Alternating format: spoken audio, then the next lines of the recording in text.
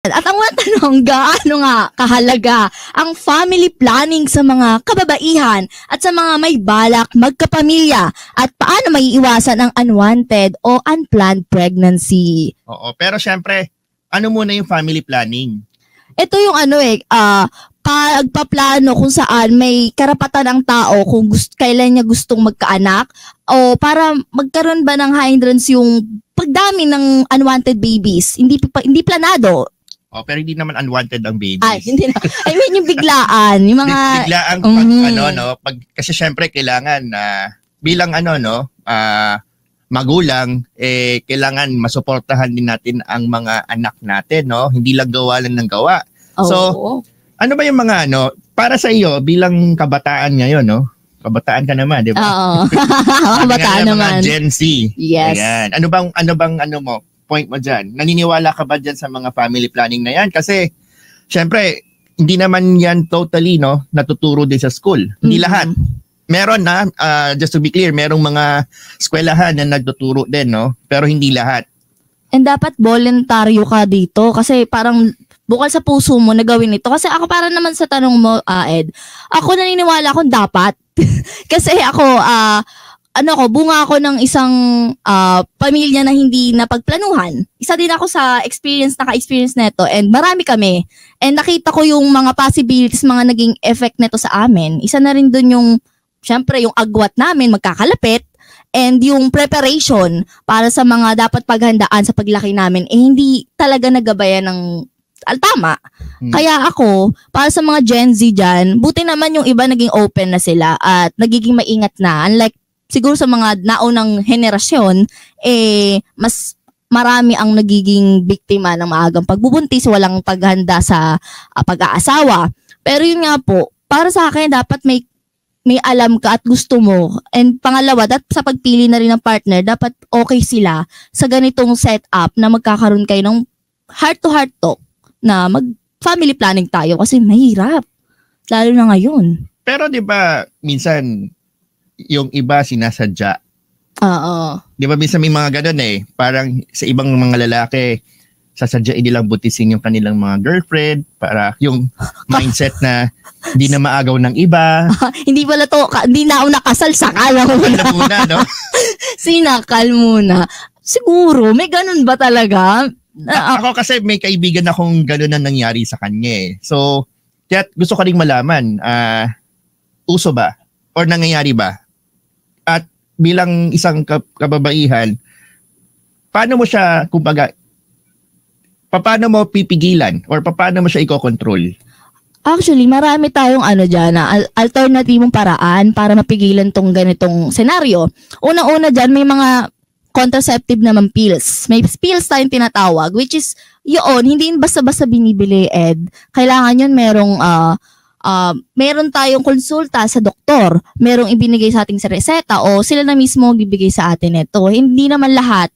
Huwag natin kalimutan, may mga side effects din kasi ito, So, kailangan hindi tayo basta-basta bibili dahil sa nalaman natin na ito ay safe para sa iba, gagana sa atin. Meron din naman kasing tinatawag na pagka may pamilya ka na o sabihin natin may asawa ka na and hindi pa rin kayo ready, mayroong mga injectable like IUD, yung mga para makaiwas sa pag-prevent ng pag-anak bigla, tinuturok yun sa sa mattress. Pero ito, napaka-sensitibo nito, Ed. Kasi katulad nga, kung yung pills, kailangan may reseta, ito din. Kasi may mga health problems sa katawan na minsan pag tinurukan mo, magkakaroon talaga ng malaking side effects. Complications. Oo, magkakaroon-complication. Lagi nga natin sinasabi, magkonsulta sa doktor. Huwag basta-basta mag-try.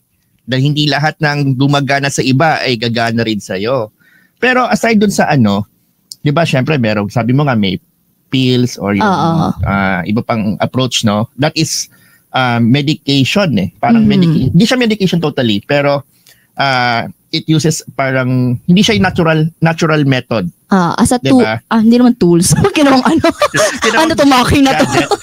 Hindi, naniniwala ka ba? Kasi di ba mayroon ding tinatawag na yung calendar method, yung mga sinaunang di ba, approach. Oo, ito yung mga pwede to, pero yung hindi lahat open eh. Ako, di ko actually alam kung kailan dapat o hindi dapat makipagtalik sa isang karelasyon kapag ka may after o within may regla ka.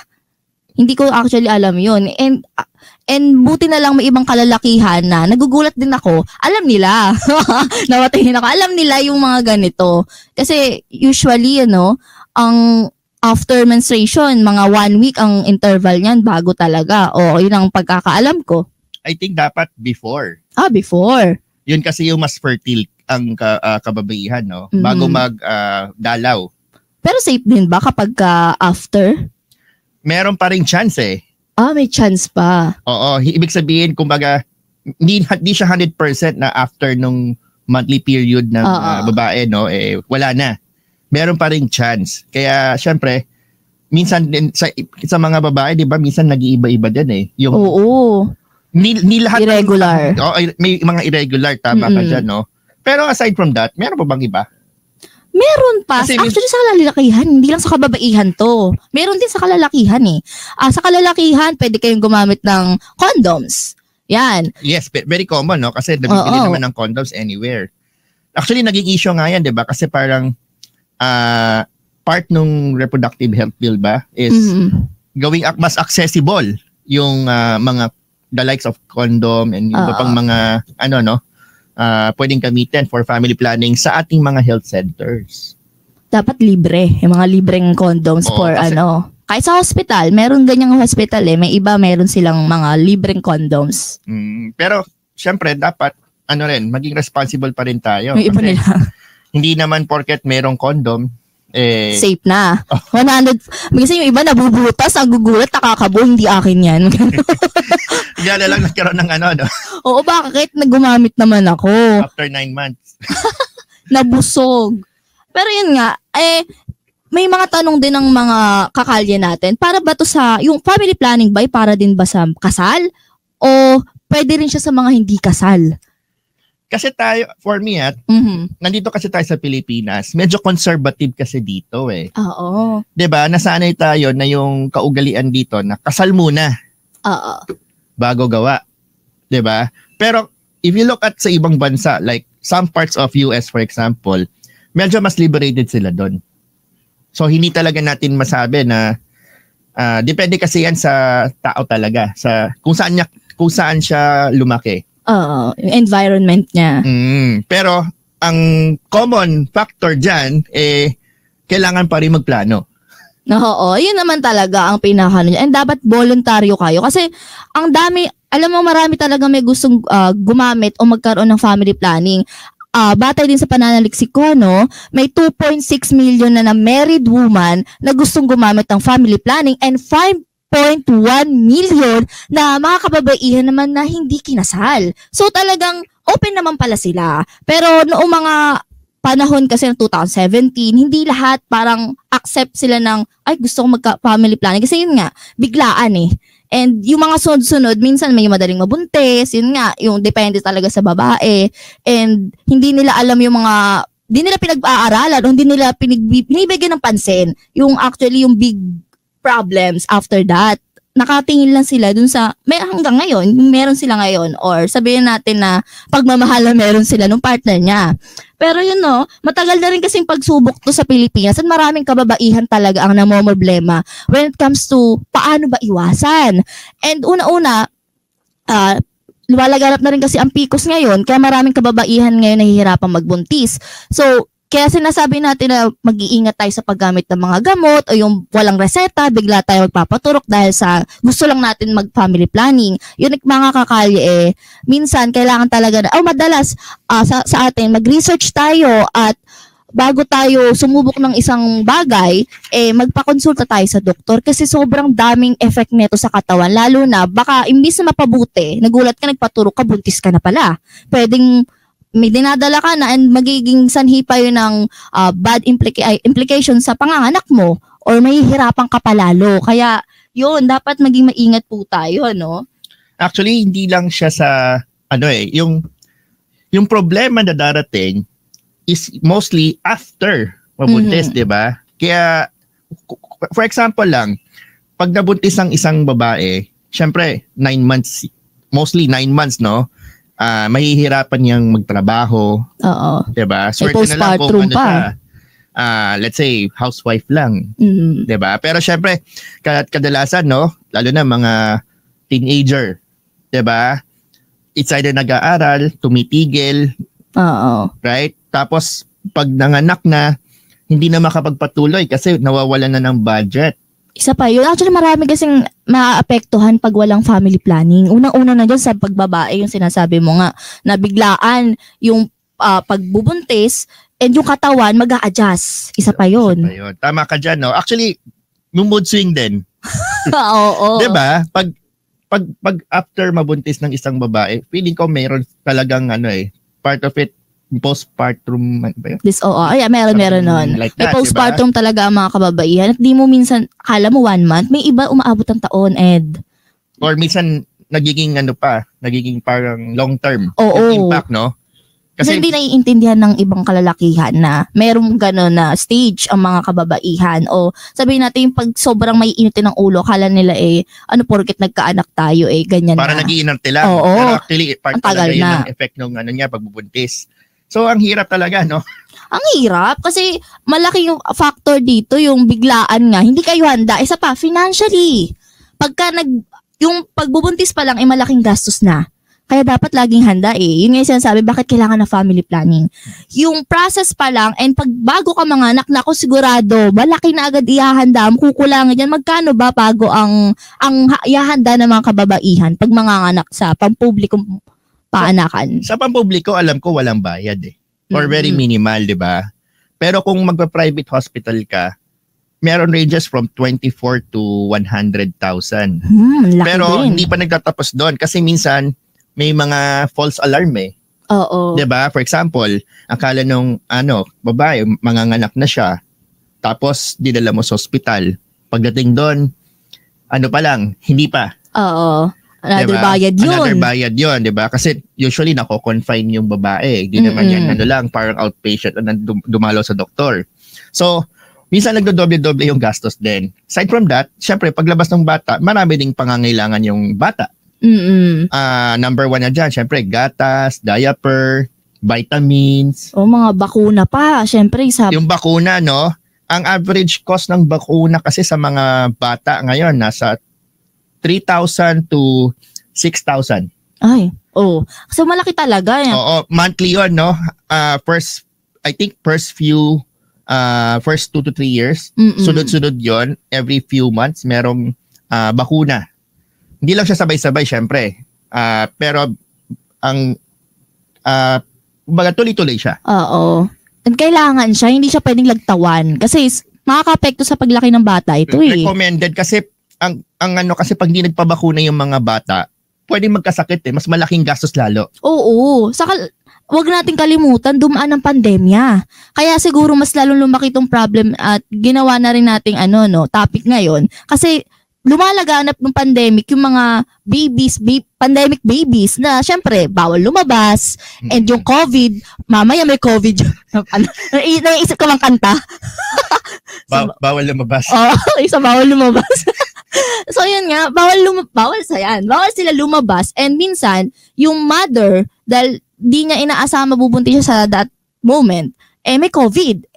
Paano yung baby sa sinapupunan? Ito yung mga nagiging problem lalo na nung pandemya. And after the pandemic, yung reality na, kailangan kong pag-aralin to, kailangan may mga susunod pa Siyempre, if hindi ka emotionally prepared, financially prepared, and physically prepared, lalo na kung minor pa po tayo, talagang mahihirapan lalo na yung mapapangasawa din natin. Kung ang mapapangasawa natin ay katulad nating minor, mas mahirap. Isa pa to. Yes. Yung sacrifice kasi, no? Siyempre, pag nanganak yung babae, as a mother, di ba, laging puyat, laging pagod, at siyempre, nandun din yung minsan, na-stress din.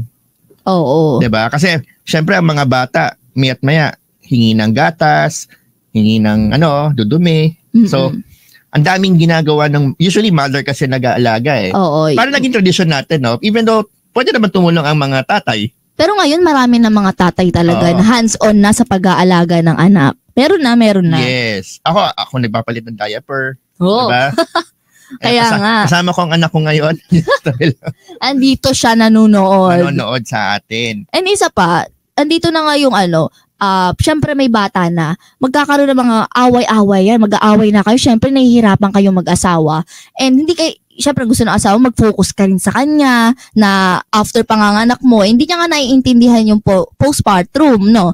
May mga ganyan. And bakit kailangan pa natin pag-usapan yung mga ganitong bagay? Kasi yung mental health din ng bata maapektuhan. Hindi lang yung family hindi lang yung mag-asawa.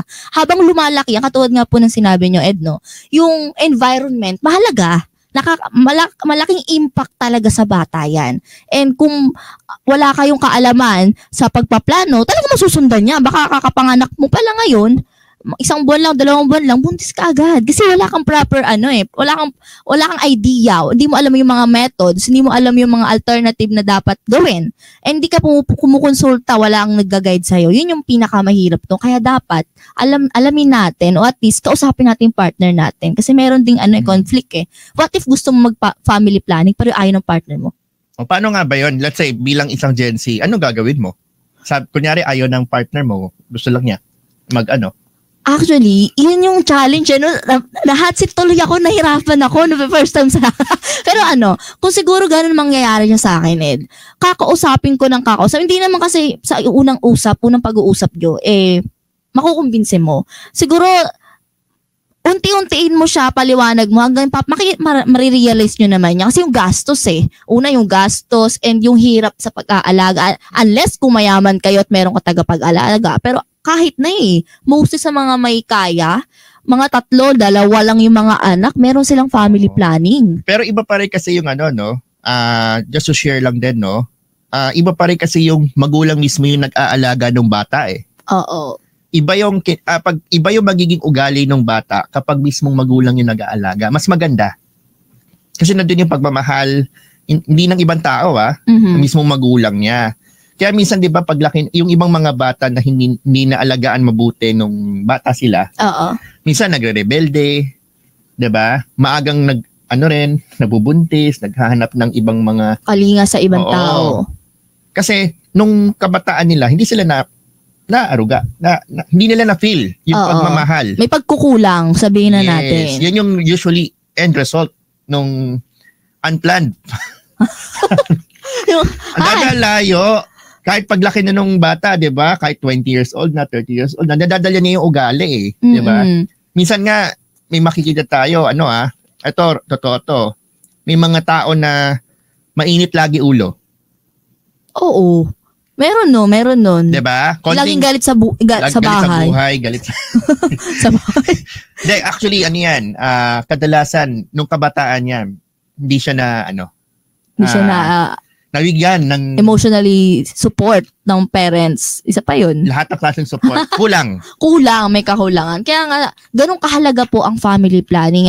Lalo na sa mga Gen Z na katulad ko, hindi nyo dapat, kailangan upuan nyo ito kasi ito yung big problem na kinaaharap ng society natin. Bukod sa pamilya, sa kababaihan, kalalakihan, saan pa ba? Mas malawak pa actually ang magiging ang sakop na itong family planning. Actually sa ekonomiya, meron tong kinalaman. Kahit din sa populasyon natin, alam naman natin napakadami ng populasyon natin. And ayon sa pananaliksik ko rin this 2024 meron ng 119 million plus ang population natin and pang 13 tayo sa pinakamaraming population. Ibig sabihin dumadagdag ang bawat Pilipino. Yes, and expected na rin na kinakalculate na rin na baka umabot tayo sa 135 million at the end of 2025. Possible yan. Possible, no? Kasi parang minuto may pinapanganak sa buong mundo o sa buong Pilipinas. Pero para din maintindihan ng ating mga kakalye, ang impact kasi pag mas marami ang tao, 'di ba? Mas maraming Pilipino, yung budget ng ating gobyerno mahahati din. Ay, oo. 'Di ba? Kasi mas maraming kailangan pakainin, tulungan, lalo na katulad nung for example, nung pandemic, 'di ba? Nagbigay ng tulong ang ating gobyerno. So dahil sa dami natin, hindi naman sila makapagbigay ng malaki. Kailangan syempre lahat mabigyan. So hinahati-hati din yan. Maraming nagrereklamong mamamayan na hindi sapat sa kanila kasi nga marami sila. Actually, marami din hindi nabigyan ng tulong, 'di ba? So, sinapos na. Yes, pero within the family din, no? Syempre, mas malaki yung pamilya, mas malaki din ang gastos. Kasi ngayon, pag nagpaaral tayo, mga kakalye, medyo mahal na. Oo. College, high school pa nga lang meron na eh. Yes, kasi yung international school, nag-inquire ako for a 4-year-old that would already account for 300,000. Hoy, Diyos ko. Isang taon. 'Di ba? Kaya kailangan talaga meron kang malaking bulsa, malalim.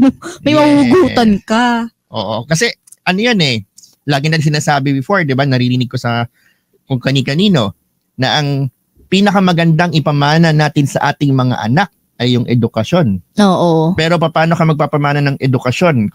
Sunod-sunod na ang ating mga anak. Oo. At the same time, kulang ang budget mo para mag-invest sa edukasyon. Actually, yun nga, isa pa tong problema. Hindi nakakaahon ng mga Pilipino sa kahirapan dahil nga akala nila, wala namang pero maraming Pilipino, akala nila pag nag-anak, yung anak nila ang magiging susi sa kahirapan. Makaahon sa kanila sa kahirapan, which is most of the time, not true. Oo. And nape-pressure yung anak. Isa pa yan, paano kung walang ang budget, walang pang finance, then nape-pressure ka na paano mo iaahon yung pamilya mo sa hirap. Pero ito magandang tanong dyan, no? Since pag-usapan natin itong pag-rely ng magulang sa mga anak nila, no? Sa pag-ahon ng buhay nila. Tingin mo ba, karapatan ng magulang na mag-demand sa anak? Ako. Naiahon sila sa kahirapan. Bilang anak, hindi naman masama na mag-demand ang magulang siguro. O sabihin natin na, kasi meron tayong tatawag na utang na loob, pero bilang anak, nag-anak ka responsibilidad actually yan. Dapat handa ka na ibigay sa kanya no matter what. Nasa anak na po yun, Ed, kung ibibigay niya ba o pag nag-succeed na siya sa buhay, tutulungan niya pabalik ang magulang niya. Pero hindi nasa naman niya na hindi mo pwedeng gawing retirement plan ang mga anak mo. Dahil unang-una, karapatang pantao na lang, may magkakaroon niya ng sariling buhay kapag lumaki na. And may mga susunod ka pang anak, sabihin ba, kaya ka nag-anak ng 10, lahat yan gusto mo, tulungan ka kapag wala na. Yun na nga yung sinasabi na kailangan financially stable ka, sarili mo pa lang, kaya mo buhayin sarili mo bago ka magpamilya.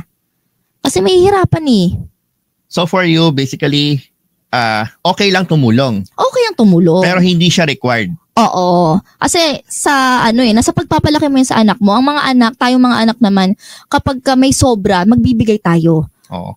Kasi sa ibang bansa, katulad ng US, usually, di ba, pag sa kanila, pag obligasyon ng magulang, pag-aralin, ibigay lahat sa mga anak nila hanggang 18 years old. Oo. Diba? Pagdating ng 18 years old, bahala ka na.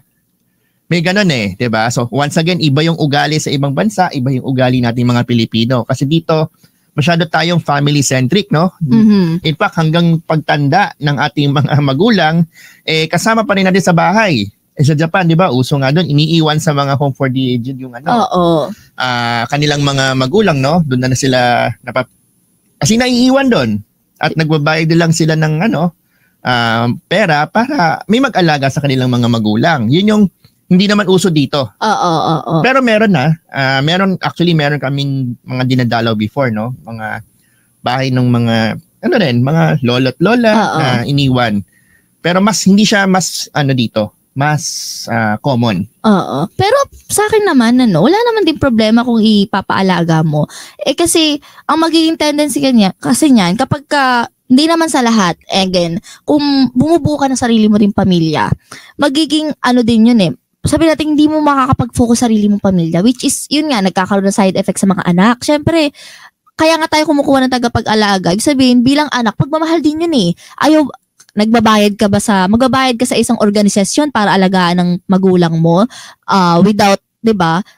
Di mo naman din gusto mapalayo sa mga magulang. Pero syempre, ayaw mo din naman mapabayaan ang sarili mong pamilya, which is pag lumaki yung mga yon, isa ka din sa masisisi kapag hindi sila lumaking mabuti o hindi sila lumaki na may emotionally and financially support, kung anumang support na kailangan mo.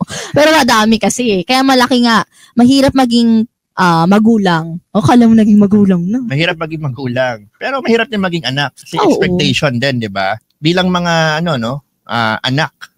Siyempre lahat naman tayo nagdaan dyan, no? I think, naman sa atin, no? Obligasyon naman natin na paligayahin. Oo. Di ba? Ibigay naman yung, kahit konting, Indeserve nila. deserve nila, kasiyahan. Kasi kadalasan naman yung mga gusto ng ating mga magulang, mababaw lang eh. Ewan ko sa Gen Z, ano ba yung hilig, ano ba yung request ng mga magulang na meron, most probably meron na. Alam mo, ang hirap sagutin. Kasi magkakaiba ang magulang no? Hindi naman lahat may magandang karanasan o may magandang pag-uugali naging magulang natin. Although, nagpapasalamat tayo sa kanila kasi sila yung nagluwal sa atin. Yun nga yung sinasabi ng iba na, kaya daw yung magulang natin humingi sa atin ng pabor o ng mga request, sabihin natin financial o kung ano man, dahil nga sa malaking bagay yung 9 na buwan na dinala kanila, pwede ka naman na nilang, di ba, alam mo yon, hindi ka nila binuhay. Yun ang And hindi na natin maiwasan religious tayo mga Pilipino din, yung pagmamahal sa magulang, isa yan sa 10 commandments, yung wag natin anuhin ang magulang natin.